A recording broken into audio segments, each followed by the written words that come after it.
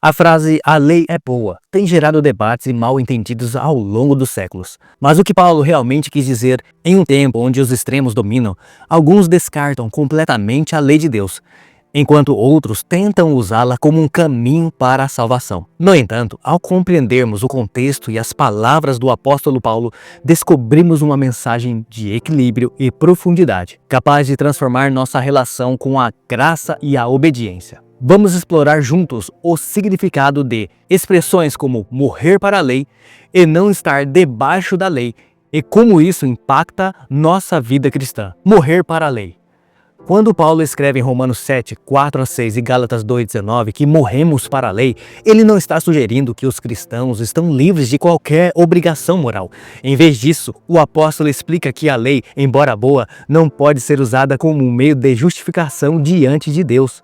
Na época de Paulo, os fariseus acreditavam que obedecer à Torá era o único caminho para alcançar a vida eterna. Essa crença centralizava a salvação em méritos humanos, porém, como Paulo bem disse, ninguém será justificado diante dele por obras da lei. Romanos 3:20. Morrer para a lei significa abandonar a ideia de que podemos nos salvar pelas nossas obras. Ellen G. White confirma isso ao dizer que tentar alcançar o céu pela obediência à lei é uma impossibilidade. Mensagens Escolhidas, volume 1, página 364. A lei não foi abolida, mas a sua função como caminho para a salvação foi encerrada.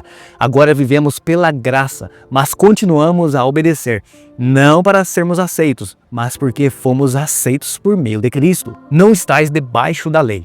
Outra expressão de Paulo que frequentemente gera confusão é não estamos debaixo da lei. Romanos 6, 14 e 15. Alguns interpretam isso como uma licença para viver sem obedecer aos mandamentos. No entanto, essa não é a intenção de Paulo. Para os adventistas, estar debaixo da lei significa estar sob sua condenação. A lei funciona como um espelho, revela nossos pecados, mas não pode nos purificar deles. Somente pela graça de Cristo podemos ser perdoados e capacitados a viver em harmonia com a lei. Imagine alguém que comete um crime e, ao pagar a pena, está livre da punição.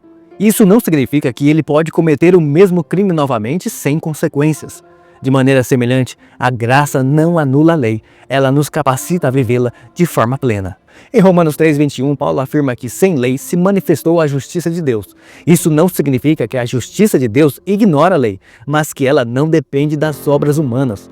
A justiça vem de Cristo e é recebida pela fé. Paulo confrontava a ideia de que méritos humanos poderiam alcançar a salvação. A justiça que salva é um dom divino, independentemente das obras, mas que transforma o coração para viver em conformidade com a vontade de Deus, expressa nos mandamentos. O sábado findou na cruz.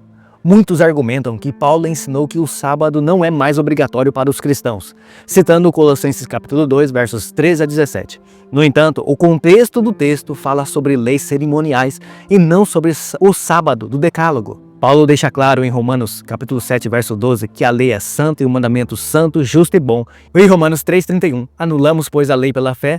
Não, de maneira nenhuma, antes confirmamos a lei.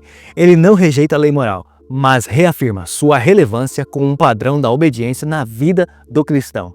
A diferença está na motivação. Obedecemos para não sermos salvos, mas porque já fomos salvos em Cristo Jesus. Paulo nos ensina que a lei é essencial, mas sua função nunca foi salvar. Ela é como uma bússola, apontando o caminho, mas incapaz de nos levar ao destino. Cristo é quem nos transporta pela graça de Deus. A verdadeira liberdade em Cristo não está em rejeitar a lei, mas em viver acima de sua condenação. Não obedecemos para ganhar o favor de Deus, obedecemos porque já o recebemos. Assim, a pergunta que nos desafia hoje é: estamos usando a lei de maneira legítima como Paulo nos instruiu? Ou ainda caímos em extremos que distorcem sua finalidade?